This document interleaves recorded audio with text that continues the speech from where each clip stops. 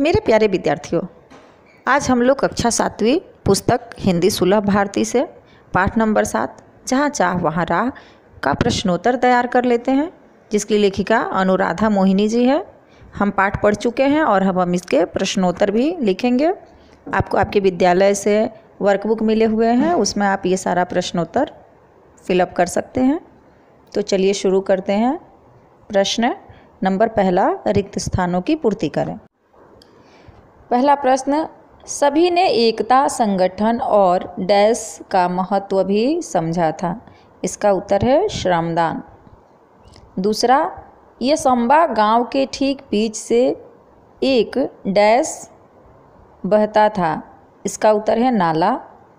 तीसरा, दामिनी की बातों ने बातचीत का डैश बदल दिया। इसका उत्तर है माहौल। प्रश्न चौथा, पुल भी विद्यार्थियों के डैश को दाद दे रहा था। इसका उत्तर है हौसले। प्रश्न नंबर 5वां, धुआंधार डैश हो रही थी। इसका उत्तर है बरसात। छठा, हर डैश का निदान संभव है। इसका उत्तर है समस्या। 7वां, डैश जमीन से मिट्टी खोदी गई। इसका उत्तर है बंजर।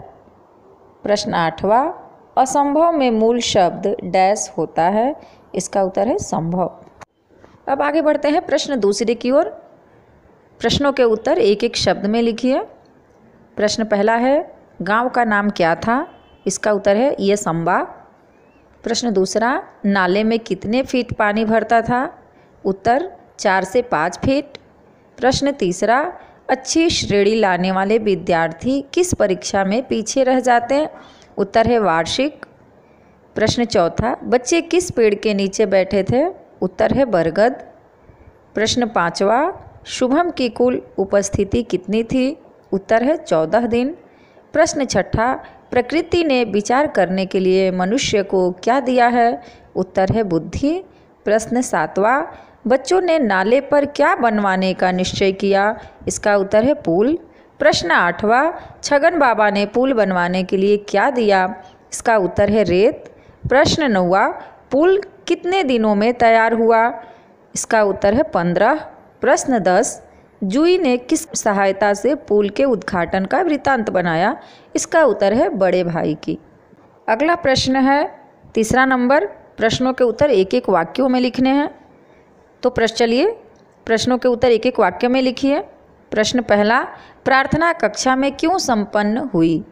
इसका उत्तर है वर्षा के कारण प्रार्थना मैदान पर न होकर कक्षा में संपन्न हुई। प्रश्न दूसरा, बच्चों ने किस पंक्ति को गीत की तरह गाकर तालियां बजाई। इसका उत्तर है हम बच्चे कर भी क्या सकते हैं।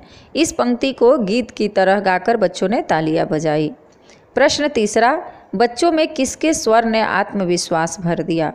इसका उत्तर है बच्चों में दामिनी के स्वर ने आत्मविश्वास भर दिया।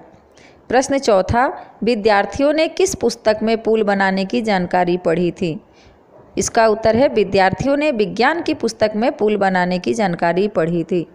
प्रश्न 5वां, पुल बनाने की सामग्री खरीदने के लिए आरंभ में हर एक से कितने रुपए लिए गए। इसका उत्तर है पुल बनाने की सामग्री खरीदने के लिए आरंभ में हर एक से 20-20 रुपए लिए गए। प्रश्न छठा, गांव वालों के लिए अद्भुत उपलब्धि कौन सी थी। इसका उत्तर है पुल का बनना गांव वालों के लिए अद्भुत उपलब्धि थी। प्रश्न 7वां, जूही ने कौन सा वृत्तांत बनाया। उत्तर, जूही ने पुल के उद्घाटन का वृत्तांत बनाया। अब प्रश्न चौथा की ओर बढ़ते हैं। तो प्रश्न चौथा है, किसने किससे कहा। प्रश्न पहला इसका, आज इतने विद्यार्थियों के अनुपस्थित रहने का कारण क्या है। यह बात गुरुजी ने विद्यार्थियों से कहा। प्रश्न दूसरा, अरे इस बरगद के पेड़ में भूत है, यहाँ क्यों बैठे हो। यह तुषार ने अपने मित्रों से कहा। प्रश्न तीसरा, भूत ऊत सब कोरी कल्पना और बकवास है, क्या हम में से किसी ने भूत देखा है। सब केवल मनगढ़ंत बातें हैं। यह जूही ने अपने मित्रों से कहा। प्रश्न चौथा, मेरी तो कुल उपस्थिति ही शायद 14 होगी। यह बात शुभम ने मित्रों से कहा। प्रश्न 5वां, हम कर भी क्या सकते हैं, हम तो बच्चे हैं। यह तुषार ने मित्रों से कहा।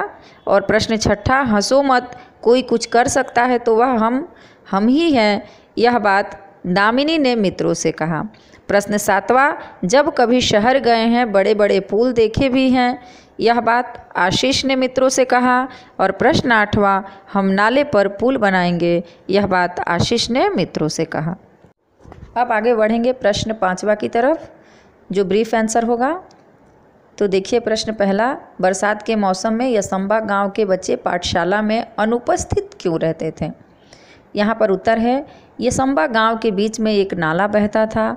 बरसात के मौसम में नाले में कई बार 4 से 5 फीट तक पानी भरता था। बच्चों के लिए यह नाला लांघना असंभव था, इसलिए उन दिनों यसंबा गांव के बच्चे पाठशाला में अनुपस्थित रहते थे।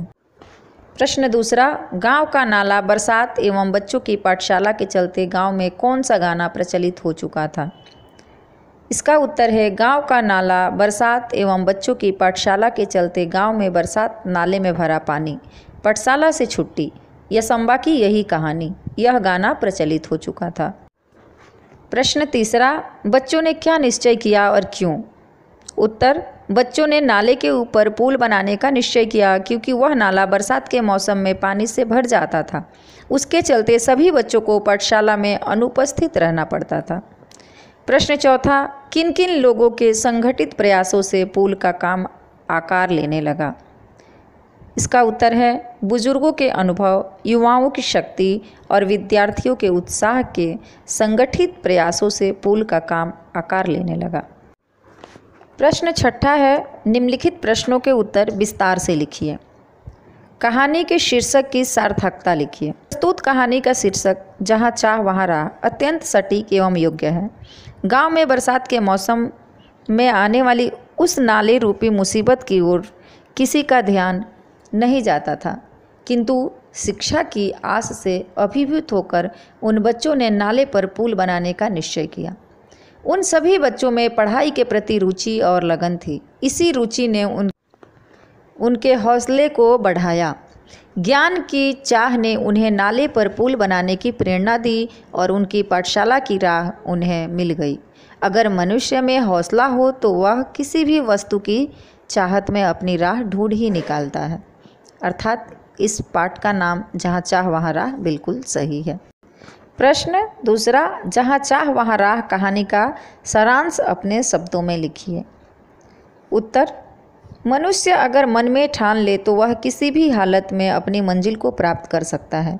प्रस्तुत पाठ के बच्चों ने मन में ठान लिया था कि उनकी पढ़ाई एवं भविष्य में बाधा डालने वाले उस नाले पर वे पुल बनाएंगे। जब मनुष्य अपना लक्ष्य निश्चित करता है तो उसे पाने के लिए वह सारे प्रयास करता है, उसके लिए दिन रात एक करता है, अपने राह में आने वाली सारी मुसीबतों का सामना करता है। प्रस्तुत पाठ के बच्चों ने गांव के बड़े बूढ़े लोगों में इस कार्य के प्रति प्रेरणा निर्माण की और उनकी मदद से सभी ने मिलकर नाले पुल बनाने के कार्य को पूर्ण किया। अतः जहाँ कार्य के प्रति लगन होती है वहाँ सफलता अवश्य मिलती है। इस प्रकार इस पाठ के कठिन प्रश्नोत्तर जो है वो मैंने आपको दे दिया है। जो भी छोटे मोटे प्रश्नोत्तर हैं वो आप खुद से करने का प्रयास कीजिए और फिर भी आपको कोई समस्या हो रही है, अगर आपको कुछ भी दिक्कत हो रही है तो आप मुझे बोलिए, मैं उसका आंसर आपको भेज दूँगी। धन्यवाद।